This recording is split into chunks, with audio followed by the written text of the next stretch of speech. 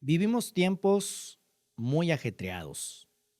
Hoy se nos habla de que pues hay diferentes formas de vivir la vida, que hay diferentes tipos de familia. Y yo recuerdo cuando estaba en la escuela, nos hablaban de la importancia de la familia como base de la sociedad. Sin embargo, al pasar el tiempo, lo hemos constatado, y más en los últimos años, quizá con mayor ahínco en la última década, de repente se nos habla de los diversos tipos de familia.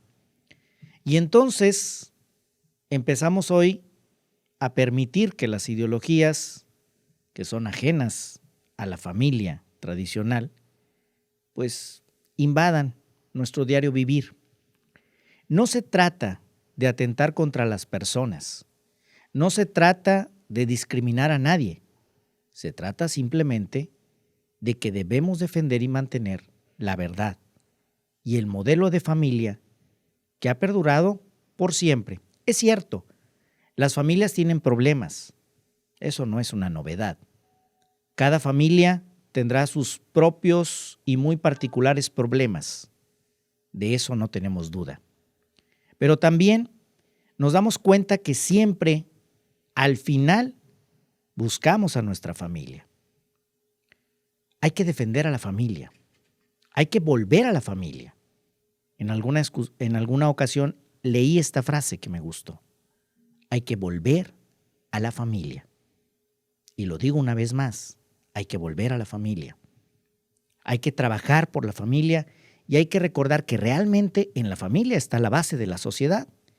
Entonces, cuando hablamos de todos los problemas que aquejan a nuestra comunidad, a nuestro país, pues hablemos también de la importancia de volver a la familia, de rescatar a la familia, porque ahí es donde podemos encontrar las soluciones que andamos buscando en otros lugares. Esto es Cuarto Piso, donde cuentan las historias.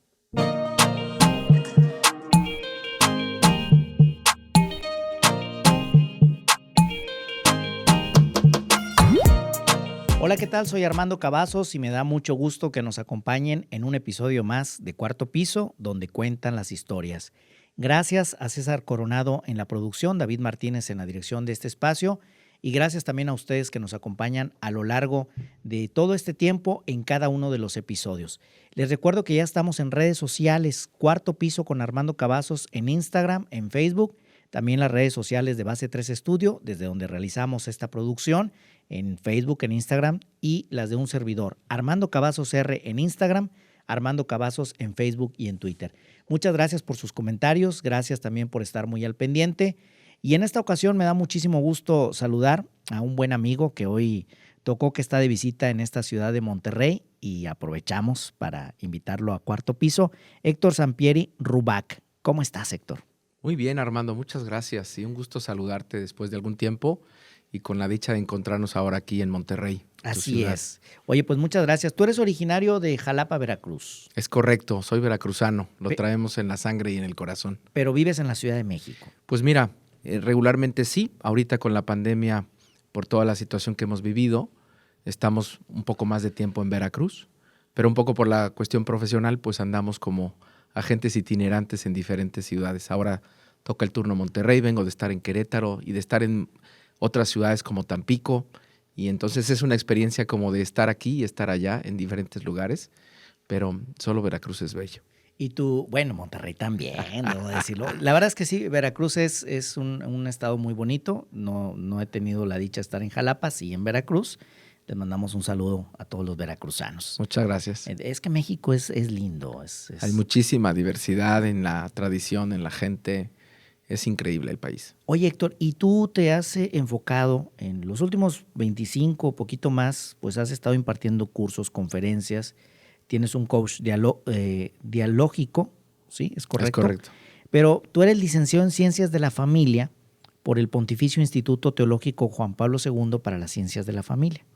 Actualmente eres director del Instituto Juan Pablo II a nivel nacional. Es correcto. Tú has trabajado mucho en temas que tienen que ver con el desarrollo humano, Pero hoy me quiero enfocar en tu experiencia en el tema de la familia, porque además tú eres padre de familia, tienes 3 hijos. Así es, Armando. ¿Cuántos 3 años hijos. tienen tus hijos? El mayor tiene 19, el que sigue tiene 18, por cumplir 19 en enero, y el más chico tiene 12. 3 hijos hombres. 3 hijos varones. Los 2 mayores van a venir a estudiar a Monterrey pronto. Mira, pues aquí nos dará mucho gusto recibirlos en esta tierra. Héctor, ¿cómo ha sido para ti la evolución de este tema de la familia en los últimos años? Desde que tú terminas, ¿hace cuánto terminas la licenciatura? En el 2003. 2003. Estamos hablando de un tiempo en el que, como lo decía al inicio, pues es más o menos el tiempo en el que empezamos a ver un cambio en los temas, en los medios de comunicación, y de repente también empieza a permear en las instituciones educativas. El tema de familia empiezan a querer modificarlo. Sí, mira, yo creo que aquí hay un punto que tenemos que recordar. Si nosotros vamos a la década de los 80, en el siglo pasado, muchas voces desde la academia, desde distintos ámbitos de gobierno y de intervención social, se postulaban porque la familia estaba muerta como institución. Decían que la familia no tenía futuro y que tenía que culminar, digamos así, su contribución social en aras del gobierno o del mercado, dependiendo un poco de la orientación que las personas que expresan esto pudieran decir. Había como 2 visiones de fondo muy claras, ¿no? Por un lado, la familia como una parte evolucionista, ¿no? Donde la familia venía creciendo desde la época del medievo y venía resolviendo muchos de los temas que las personas no podían resolver por sí mismas. Entonces la familia tenía como una especie de justificación social que ahora, en una lógica de gobierno estatista, pues el Estado es padre y madre y el Estado puede responder cualquiera de los desafíos que se tienen, ¿no? Hay una impronta un poco de eso si pensamos en la experiencia que se vive en países asiáticos, donde se descubre un talento deportivo, vamos a pensar en China, un talento deportivo de un niño. El Estado tiene que proteger ese talento porque la familia lo puede echar a perder. Y entonces, cuando detectan un niño con un talento deportivo sobresaliente, lo sacan de su núcleo familiar por el temor de que la familia sea un obstáculo para el desarrollo, ¿no? Esta visión evolucionista tiene la idea de que la familia es un problema que tenemos que resolver. Por otro lado, una visión de decir, no tienes familia, no te preocupes, el mercado puede resolver todas tus necesidades siempre y cuando tengas con qué pagarlo. Estas 2 visiones empiezan a, de alguna manera, a articularse muy bien a final del siglo pasado y están muy presentes ahora. Pero si nosotros damos un brinco a esta época, nos damos cuenta que en el 2021 la familia está más viva que nunca, como concepto y como noción, tan viva que otros tipos, digamos así, de estructuras de hogar están peleando por tener esa etiqueta. Es decir, venimos de un tiempo de decir que la familia no funciona a decir ahora, no, bueno, sí funciona, pero si le cambiamos la estructura, si le modificamos su raíz o su núcleo. Entonces, el problema no es la idea de la familia, el problema es que la familia esté fincada en un aspecto, tú lo mencionabas un poco al inicio en la editorial, como de tradicional o de tradicionalista. Ese es el problema. Yo creo que este es un análisis poco profundo. Si nos ponemos a pensar, la familia tiene poco de tradicional. La familia en sí mismo, una relación de encuentro, de armonía, de estabilidad, de aprecio, de afecto, de impulso a las posibilidades de cada uno de los miembros, no es tan común. Es decir, la familia, nosotros no deberíamos pensar que las que estamos a favor del matrimonio de varón y mujer como fundamento de la familia, no podríamos reducirnos a ser considerados como tradicionalistas en el sentido negativo del término, ¿no? De decir, sí, claro, el hombre oprime a la mujer y explota a los hijos, y tú cuando defiendes a la familia estás a favor de eso. En modo alguno. La propuesta que nosotros hacemos es una propuesta innovadora. Siempre suena en mi mente una cosa que leí de un autor español, Alejandro Llano, que se inspira en otro gran escritor que es Claudio Magris, y dice, el diablo es conservador.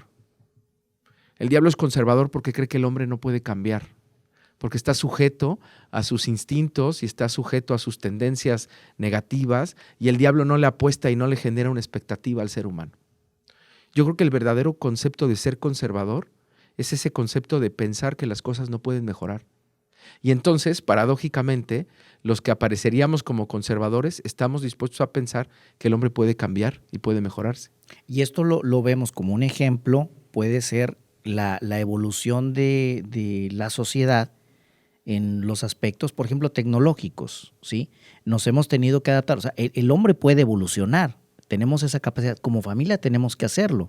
Tendríamos entonces que ir evolucionando sin que eso implique que rompamos o que empecemos a inventar otros modelos que, como tú lo dices, al final son modelos que tienen como base la familia, porque es lo que se busca imitar, la familia. Entonces decimos, no, la familia no, pero bueno, pero para esto sí, nada más que ahora de esta manera. Entonces, ¿cómo lograr en estos tiempos de caos promover el tema de la familia? Con toda esta ideología que encontramos y con este juego de conceptos es muy interesante, porque luego nos enredamos además en la época que le llaman de la posverdad y las fakes, y ahorita hay cosas que suenan muy románticas, aunque sean ajenas a la razón, aunque sean ajenas a la verdad, pero como suenan románticas, como suenan bonitas, pues se compran. Es correcto. Y no profundizamos en el tema y decimos, oye, es que entonces todos tienen derecho y tiene derecho una pareja del mismo sexo a tener un hijo. Tiene el derecho. Pero luego resulta que no estamos pensando en el hijo, que también tiene derecho a tener un papá y una mamá. Es correcto. Mira, yo creo que ahí hay cosas que son muy positivas en este proceso que estamos viviendo. Por un lado, los que somos papás y somos varones y somos papás en una familia, tenemos más oportunidades de participar en la crianza y en la formación de nuestros hijos que antes. Yo te apuesto que si nosotros fuéramos al pasado y nos encontráramos un varón conduciendo una carriola en los años 70, pues el juicio sería ¿por qué la esposa lo dejó salir solo con el bebé? Y es más, ese bebé corre peligro con el papá, ¿no? Porque el papá no sabe cuidarlo y no sabe protegerlo. Creo que la propia figura del papá en esta época tiene mayores elementos de participación y de colaboración hacia la crianza de sus hijos.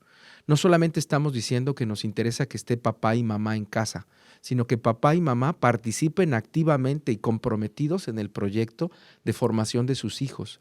Esa es la familia que nosotros tenemos que proponer. La familia donde los temas de los hijos no son temas solamente y exclusivamente de la mamá, sino son temas que involucran al papá.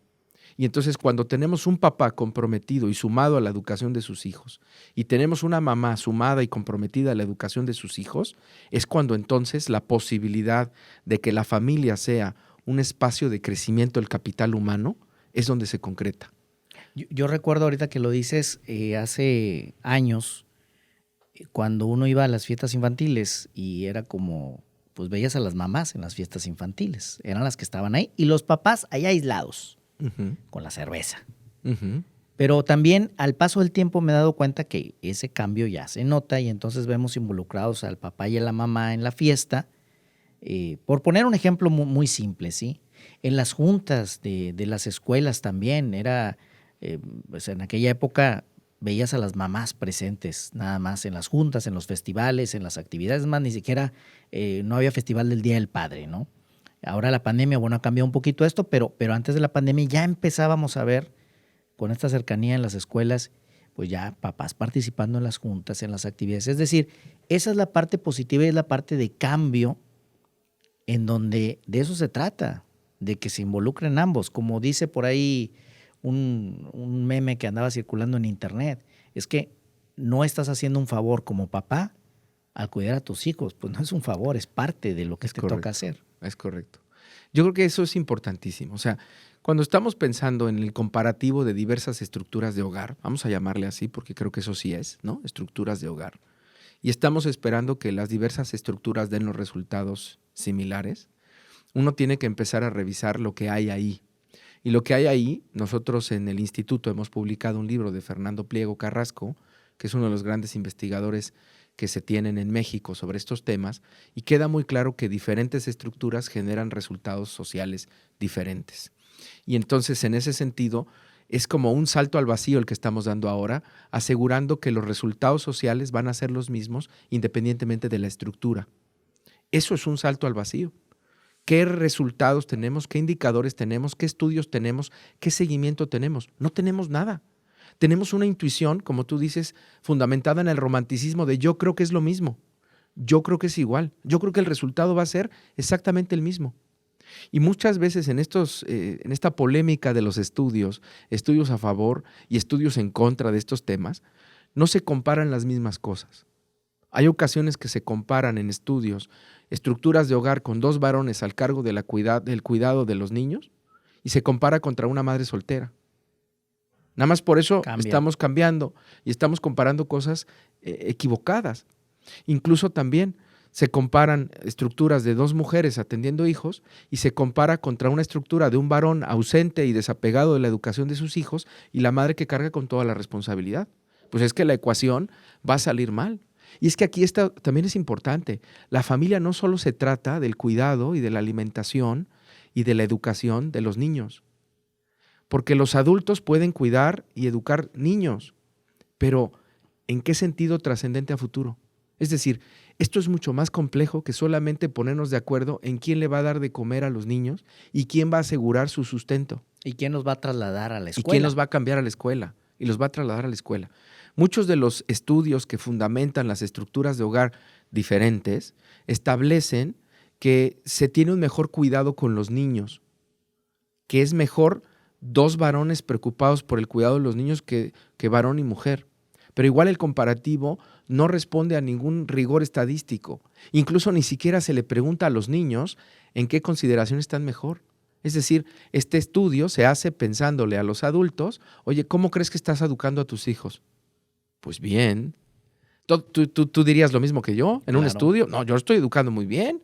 Oigan, vamos a preguntarle a los niños. ¿Cuál es la expectativa de los niños? No hagas eso porque eso vulnera sus derechos. Efectivamente hay un tema de comparación. Y ante esta situación de ideología en la que estamos, la propuesta es que también tenemos que dejar hablar a la ideología. Que hable, porque entre más hable, más va a desenmascarar sus falsedades. Pero el problema es que a veces no dejamos que se expresen. Lo que pasa es que luego percibo que en los extremos se cae en el radicalismo. Es correcto. Y entonces el problema incluso, o no el problema, el tema en cuestión pasa a segundo o tercer plano porque entonces ya estamos peleando a ver quién organiza mejor una marcha y quién hace mejor esto, quién hace mejor lo otro. Y el tema pasó a segundo plano. Es correcto. Y pasa al segundo plano lo más importante, que es el bienestar superior de los niños. Eso también está puesto como gente que dice, es que es mi derecho. Es tu derecho, pero como tú has dicho muy bien, también es derecho del niño saber de dónde viene. Y todos los seres humanos sobre la faz de la tierra venimos de 2 raíces, una raíz masculina y una raíz femenina.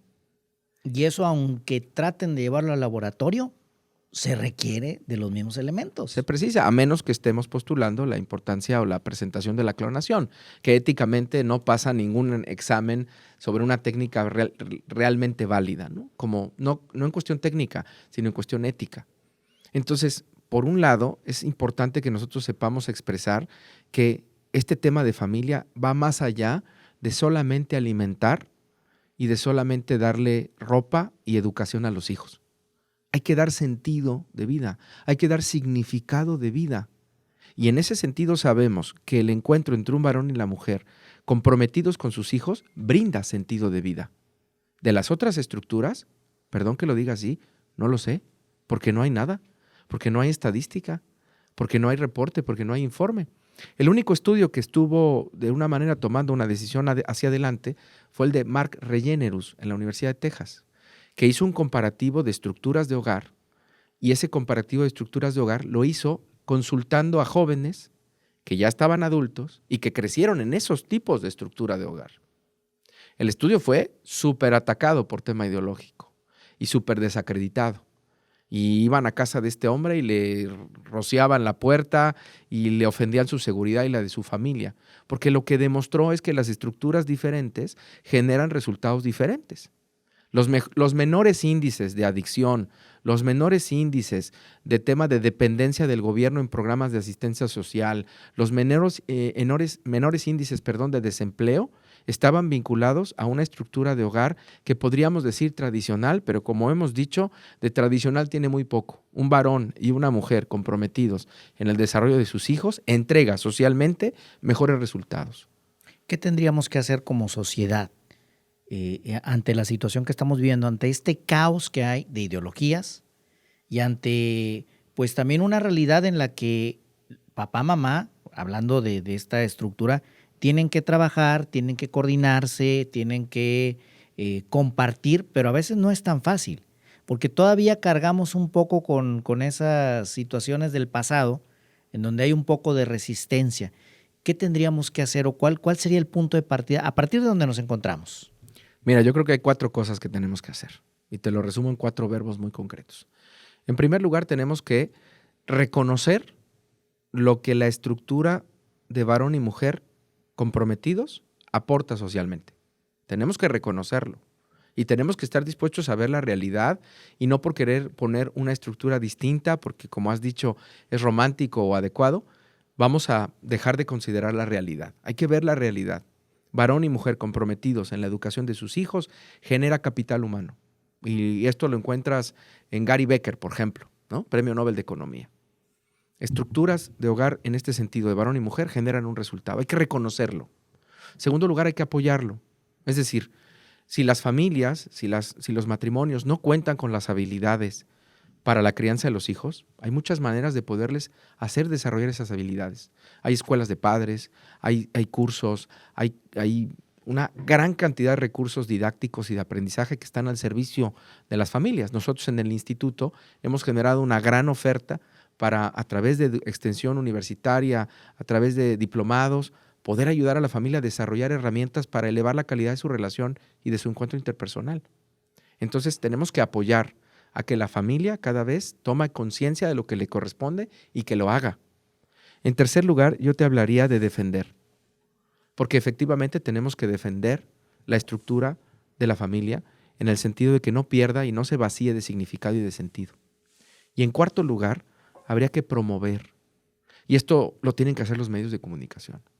Fíjate, ahora en los medios siempre hay la idea de ponle una estructura distinta de hogar para que pegue y venda, ¿no? Parece que ya está en todo, en los cómics. Estábamos con el debate del hijo bisexual de Superman, ¿no? Eso es lo que estamos debatiendo ahora, para que veamos que en la cultura, hasta en la de los cómics, las caricaturas, los libros, las series, las películas, siempre está puesto esto, porque pareciera que si no está, no es un producto cultural de entretenimiento incluyente. Es decir, tenemos que forzar. Que está en todos lados. Acabo de ver una nota sobre un Santa Claus gay en un comercial. Ah, en Noruega, ¿no? En Noruega, sí. Entonces también decían, oye, ¿cómo ya entonces también a Santa Claus lo metemos, esta figura, este personaje navideño, sí, también ya lo metemos? Es decir, todo lo que hacemos tiene que, como tú dices, tiene que tenerlo para que sea aplaudido. Sí, yo creo que si consideramos estos 4 aspectos, ahí está lo que tenemos que hacer con las familias y los matrimonios, tratar de ayudar a desarrollar estos 4 aspectos, ¿no? Que ellos mismos reconozcan que es una parte importantísima y que aportan muchísimo. A veces los papás no saben todo el significado trascendente que tiene la labor continua de la educación y la formación de sus hijos. A veces no alcanzan a dimensionar todo el bien que socialmente nos hacen, ¿eh? A veces no lo tienen, porque la vertiginosidad de la vida, los compromisos, los retos, nos hacen perder de vista el foco.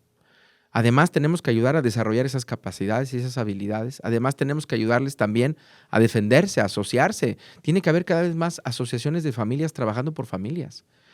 Tenemos que activarnos también en esa parte. Y tenemos que promover cultura. Y ahí también hay un tema. Los que estamos casados, ¿cómo nos referimos a veces a nuestro matrimonio? Culturalmente, en la risa, y sí, la señora, y vivo oprimido. Eso te pasa a ti, me pasa a mí, nos pasa a todos. Y voluntariamente tendríamos que renunciar a eso y decir, mi matrimonio es lo mejor que me ha pasado en la vida, es lo mejor que he vivido. ¿Por qué le estoy poniendo este tema de una carga y un pesado y ya ves? Y no, todo eso por como chistes y convencionalismos sociales. Cuando alguien se casa dicen un soldado más es correcto, que cayó. Que cae, ¿no? Entonces tendríamos que voluntariamente nosotros mismos cambiar nuestro discurso de cómo estamos visualizando el tema en familia. Yo sí creo que el matrimonio y la familia es el mejor estado del ser humano. Es la mejor forma de encontrarse, de colaborar, de compartir. Entonces tenemos que empezar a expresar las bondades de nuestra vida matrimonial. ¿Qué ha estado bien en mi matrimonio? ¿Qué ha estado bien en mi familia? ¿Por qué lo recomiendo? ¿Por qué me atrevo a ser un vocero de estos temas? Y ahí a veces somos un poco tibios. Y es que en realidad cuando se habla, por ejemplo, no, pues es que ¿para qué te casas? Muchos problemas. Problemas como quiera los tienes. Soltero o casado. Y los vas a tener. Con hijos o sin hijos. Lo único que ocurre es que cuando estás en el matrimonio, cuando estás en tu familia, pues tienes un marco más amplio incluso de apoyo, de aprendizaje, de crecimiento. Esas son bondades que tiene el matrimonio, que tiene la familia. Los problemas los vas a enfrentar cuando alguien dice, por ejemplo, no, es que yo no sé si casarme porque necesito estar listo y que mi pareja esté lista también. Pues la realidad es que listos completamente nunca vamos a estar. Nunca vamos a estar. Y tampoco se nace con ya el chip integrado de para que sepa ser papá o ser mamá. Eso es algo que vas a aprender en el camino, porque también luego tienes 3 hijos, por ejemplo, y ninguno es igual. Ninguno es igual. Uno es más enojón, el otro es más serio, el otro es más sensible. Entonces, también al crecer como familia, se va aprendiendo, y creo que los hijos son, y hay que decir, esa es otra bondad de una familia, de un matrimonio que tiene hijos, los hijos también son un gran aprendizaje. Y son un gran impulso. Mira, me encanta encontrar cosas en la cultura, en cualquier nivel, ¿no? Entonces voy a revelar un gusto culpable. Durante mi adolescencia y juventud fui fan de Los Simpson. Y soy fan de Los Simpson en muchas cosas. ¡Ay, cómo es posible!, ¿no? Bueno, hay un capítulo que es preciosísimo. Homero Simpson tiene 2 hijos.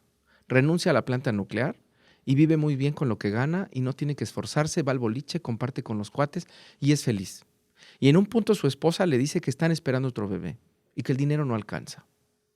¿Qué tiene que hacer este hombre? Tiene que volver a ir a la planta nuclear y tiene que decirle a su jefe que odia y que aborrece, que tiene que regresarle su empleo porque ese dinero sí le va a alcanzar con 3 hijos.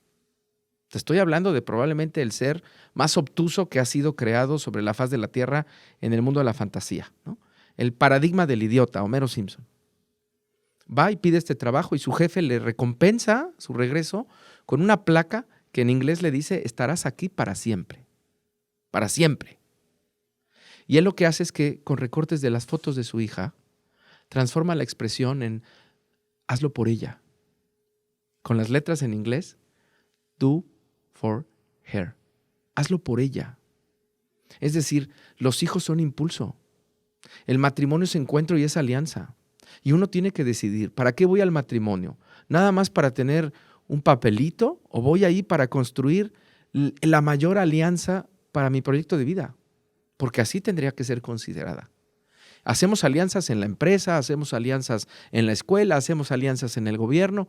Tendríamos que ver que el matrimonio es eso, y así es el concepto del anillo, ¿no? Es la alianza, y es la alianza más importante. Entonces, el matrimonio nos impulsa a dar lo mejor que tenemos cuando lo vivimos con conciencia, no como un mero accidente, no como una mala decisión de un día, no como una carga. Si Homero Simpson puede darse cuenta de eso, creo que cualquiera de nosotros, reflexionando en nuestra experiencia, podríamos darnos cuenta de ello. Es un caminar, es la construcción de una vida, del resto de tu vida y del resto de la vida de la pareja. Es una parte fundamental del proyecto de vida. Y entregarse, recuerdo cuando decían, y bueno, es una expresión de la media naranja, pero bueno, luego también decían, no, tiene que ser la naranja completa, el 100 y el 100 para que construyas un 200. Y eso implica que en esa construcción la persona va a tener una historia de vida y la otra persona también. Y se juntan para formar una propia historia de vida. Entonces, Héctor, en estos años que tú has tenido de experiencia en este tema, ¿cómo es Héctor en el plano familiar? Pues yo creo que es como cualquier papá y cualquier esposo que está constantemente llamado a la conversión de algunos hábitos y algunas virtudes que tiene que seguir desarrollando. Yo no podría pensar, oye, pues Héctor está muy conocedor del tema, entonces no le batalla con la familia. Le batallamos lo mismo que le batalla cualquier otro matrimonio, cualquier otra familia. Situaciones imprevistas, cambios de trabajo, crisis, cambios de ciudad, mudanzas, hijos en adolescencia, hijos con retos de salud, hijos enfermos, hijos en el hospital. Esto es parte de. No hay una experiencia que yo te pueda decir, es que mi vida es completamente diferente a la de los demás. Es muy parecida en cuanto a los retos, ¿no? ¿Qué hemos hecho junto con mi esposa? Hemos creado un proyecto. Y ese proyecto lo tratamos de animar y construir todos los días. Implica a veces decir, oye, me equivoqué, ¿no? Recuerdo mucho esta catequesis del Papa Francisco. 3 palabras claves para la familia de hoy: permiso, perdón y gracias. Y creo que si nosotros llevamos esas 3 palabras, y aquí hay un ejercicio para quienes nos escuchan, ¿qué tanto esas palabras se han escuchado la última semana en casa? Permiso, perdón, Perdón y y gracias. gracias. Si esas cosas nosotros las incluimos en nuestra vertiente de encuentro, podemos transformar mucho. De alguna manera, como para ir amarrando lo que hemos dicho aquí. Nos han dicho que la estructura de la familia que nosotros proponemos de varón y de mujer es una estructura caduca. No es caduca porque busca ser imitada. Y cuando algo es imitado es que funciona. La forma en la que en el discurso nos han llevado estos temas nos presentan a veces estudios que no son equitativos y no son comparativos. Entonces tenemos que ir un poco más allá de alguna de las reflexiones que nos dan. Y yo te decía, hay que dejar hablar a la ideología. Entre más hable, más va a mostrar sus cartas. Hay que hacer preguntas. Oye, ¿y qué? A ver, varón y mujer no son importantes, papá y mamá no. ¿Qué vamos a hacer con el Día de la Madre? Lo tenemos que prohibir a nivel nacional. ¿Qué tenemos que hacer? Porque entonces sería una Discriminador. discriminación. ¿Tenemos que hacer lo mismo con el Día del Padre? Platícame, dime, ¿cómo le harías? No sé si has visto este meme que es famoso de este personaje es Willy Wonka en la primera versión de la película, ¿no? Que sale con un sombrero y con una cara muy expresiva y dice, cuéntame más. Esa es la parte que tendríamos que hacer. A ver, cuéntame más, dime qué quieres hacer. ¿Quieres cancelar a papá y mamá? Ok. Pero va a haber papás y mamás, ¿estás de acuerdo? Sí. ¿Y luego? ¿Les tenemos que prohibir que utilicen la etiqueta de yo soy padre de mis hijos? ¿Y entonces tienen que decir que soy cuidador de mis hijos? Es que hay que dejar hablar estas cosas y estos discursos y aterrizarlos a lo práctico. Oye, y ahorita que lo dices, pienso con los abuelitos, por ejemplo, ¿verdad? Porque cambia. Entonces, pues ya no podemos celebrar el Día del Abuelito ni el Día del Adulto Mayor, porque a lo mejor ya no va a estar en la estructura, ¿sí? Y porque además volvería a repetir este paradigma que se pretende quitar, ¿no? Ahora, en otros países está esa discusión de quitar del pasaporte papá o mamá y dejar cuidador 1 y cuidador 2. Y aquí entonces nos estamos conectando con el tema de lo que Freud expresaba, ¿no? El objeto parental 1, el objeto parental 2. Y entonces aquí estamos descarnando toda la experiencia de vida. Si yo no soy padre de mis hijos, ¿cómo me puedo construir en mi identidad? ¿Cómo hay una vinculación incluso? Totalmente. Mira, otra experiencia de reflexión. A mí me encanta la película de Marcelino Panivino, que seguramente mucha gente la ha visto. Son adultos cuidando a un niño. Los monjes han tenido que cuidar al niño. ¿Es el papel de los monjes? No. ¿Están pensados para ello? No. Lo están haciendo porque si no el niño pierde, ¿no? Y entonces lo acogen, lo cuidan, lo entusiasman, pero el niño siempre tiene un anhelo. Mi mamá. ¿Dónde está mi mamá? Tu mamá está en el cielo. ¿Y cuándo voy a ir con ella al cielo? Porque quiero ver a mi mamá. ¿Qué va a pasar en una pareja de 2 varones donde la niña o el niño digan, ¿quién es mi mamá?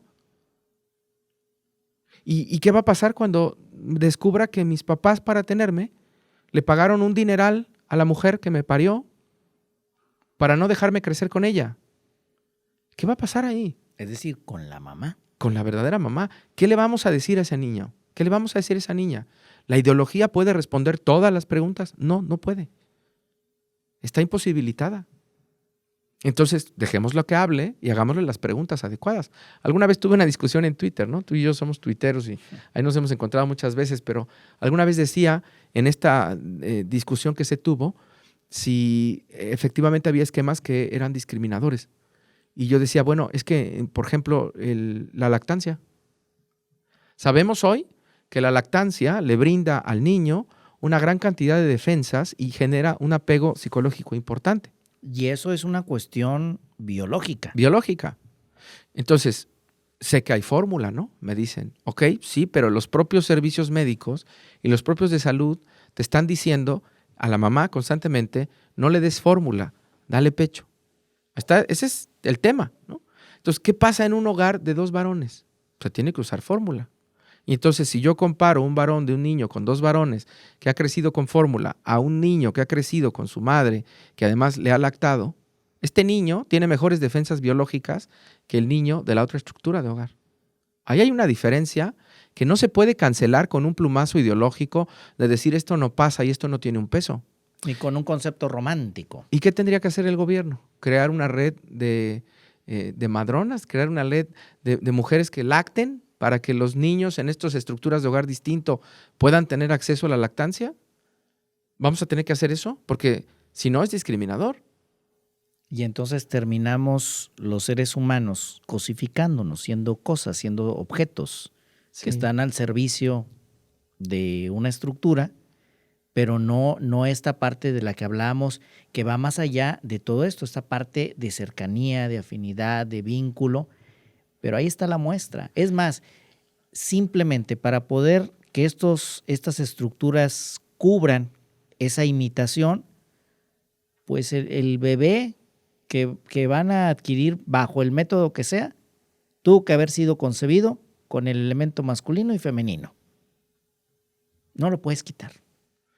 No hay forma. Y ahí en ese sentido, a mí me parece importante también decir cosas que luego no se dicen o que nadie habla de ellas. Y los casos, por ejemplo, de las parejas de varones homosexuales que compran niños y que arrancan esos niños de mujeres que utilizan como de subrogación. Nadie habla de eso. Eso es explotación. El poder comprar un niño con dinero es explotación. ¿Por qué le estamos cambiando la etiqueta? Es que la mujer me lo cedió. Sí, probablemente ese es el acuerdo legal, pero atrás seguramente hubo una cantidad muy fuerte. Están arrancando a un niño de su madre. Eso, si lo hacemos en el mundo animal, no, hombre, ¿cómo quitas al tigrecito con el tigre? No lo puedes hacer. Es decir, hay situaciones en las que estamos llegando a unos extremos que verdaderamente, si los dejamos hablar y hacemos las preguntas adecuadas, solitas se caen. Es como el cuento del rey va desnudo. Nadie se atreve a decir esas cosas. Pero no porque no las digas. No existen o no pesan, o de esas cosas hay que hablar, ¿no? Hay algunos datos de algunas parejas homosexuales en Israel que compraron niños y que los niños estaban en una zona donde hubo un tsunami. Y fueron a recoger a los niños con gente así, militares, a sacar a los niños porque las madres podían morir por el percance. Entonces llegaron, bajaron, aterrizaron, buscaron a las mujeres, provocaron una operación para sacar al bebé y ahí que la mujer se arregle como pueda. Con tal de tener un hijo, vulnero los derechos del propio hijo y de otras personas. Y otra vez, como si fueran las personas un objeto. Un objeto, una cosa que podemos dejar. Pues ahí sí.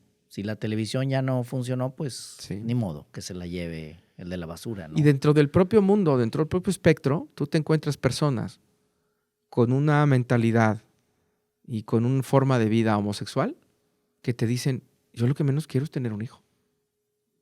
Porque yo tengo mis propios desafíos de vida y yo no estoy para esto. Es decir, dentro de la propia construcción que se ha hecho, es como si todas las personas que tienen vida homosexual quisieran ser padres de hijos y madres de hijos. Y la verdad es que no es cierto. Eso también parte del discurso. Muchos homosexuales públicos reconocidos han salido a decir, yo no estoy a favor del matrimonio homosexual, no estoy a favor de la adopción homoparental, y a ellos no se les da voz, no se les escucha, y hablan desde una experiencia de vida, ¿no? Que no se les toma en cuenta. Es decir, se censura lo que conviene censurar. Totalmente, totalmente. Oye, Héctor, ya en la parte final y en el cierre de este episodio, yo te quisiera hacer una pregunta. Con toda esta experiencia que tú has visto y que has constatado, si hiciéramos un viaje en el tiempo y tú tienes 40 años. Es correcto. Entonces arribaste al cuarto piso. ¿Qué le dirías al Héctor de hace 20 años, al Héctor del segundo piso? ¿Qué le dirías conociendo todo lo que has vivido en estos años? Que pusiera más atención en sus clases de licenciatura, donde puso atención, pero tuvo que haber a lo mejor puesto más. ¿Y qué sigue para ti? ¿Qué sigue para mí? Pues creo que consolidar el reto profesional en el que estoy ahora. Estamos trabajando con mucha fuerza dentro del Pontificio Instituto Teológico Juan Pablo II en México, que pertenece a la red de universidades Anáhuac.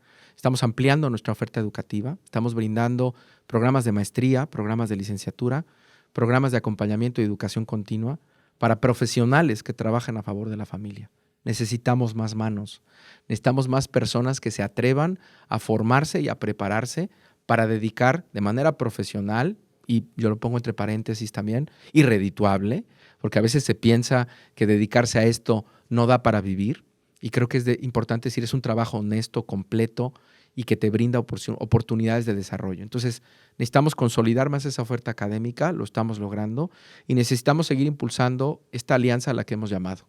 Hemos llamado a reflexionar sobre la complementariedad entre el varón y la mujer, la importancia de esa complementariedad entre el varón y la mujer, la necesidad de esa complementariedad de varón y mujer, no solamente en la vida y en la experiencia matrimonial y familiar, sino en general.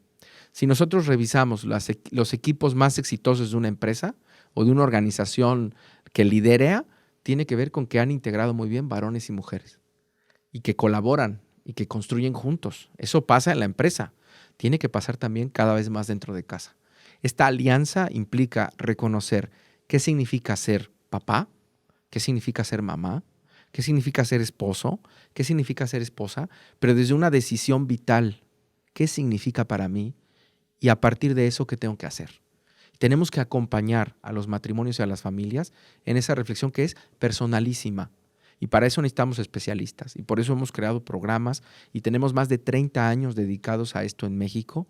Somos probablemente el instituto a nivel nacional que mayor capacidad de acción ha tenido, con una gran impronta de egresados, de personas que han dedicado su vida al servicio de las personas, de los matrimonios y las familias. Y apenas, pudiéramos decir, tenemos 30 años. Hay mucho que hacer. Necesitamos construir alianzas con medios de comunicación, con cada vez más programas de políticas públicas que se atrevan a reconocer, a apoyar, a defender y a promover a la familia que yo no te diría tradicional, sino te diría la familia que más núcleo humano puede aportar a la estructura social. Muy bien, Héctor, pues queda ahí esta invitación, esta tarea que tenemos todos como parte de una sociedad, trabajar por la familia, volver a la familia. Y si te queremos contactar, ¿dónde te podemos encontrar en redes sociales? Con mucho gusto en mi Twitter, @hasyAprende, haz con H, Y, haz y aprende.